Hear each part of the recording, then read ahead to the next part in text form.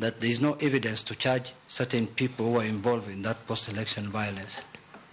What has made you make that decision? Can you explain to the committee why you took that decision as a serious prosecutor, a distinguished prosecutor who is known for prosecuting people?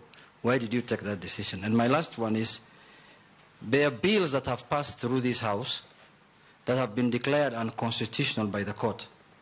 And some of these bills emanated from the executive with the participation of the Office of the Attorney General. What will you do to improve the quality of legislation coming from the executive now that if you are approved, you will become the Attorney General, so that the issues of courts declaring laws enacted by Parliament as a constitution becomes a thing of the past? I have those 3 questions as of now. Thank you. Dorcas, answer them quickly. Thank you, sir. About the JSC, I think the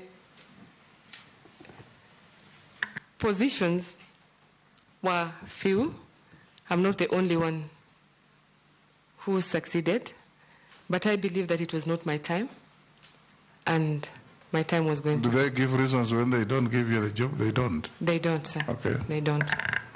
About post-election violence, and me having said that there was no reason to prosecute, I want to say that I chaired a task force 3 years down the line to look at offenses that were committed subsequent to the post-election violence.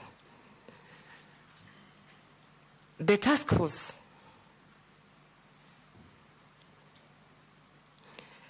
force concluded a report that was presented to His Excellency the President, and after it was presented to the President, it was then presented to different arms of government to deal with the recommendations. But as far as prosecution is concerned, I chair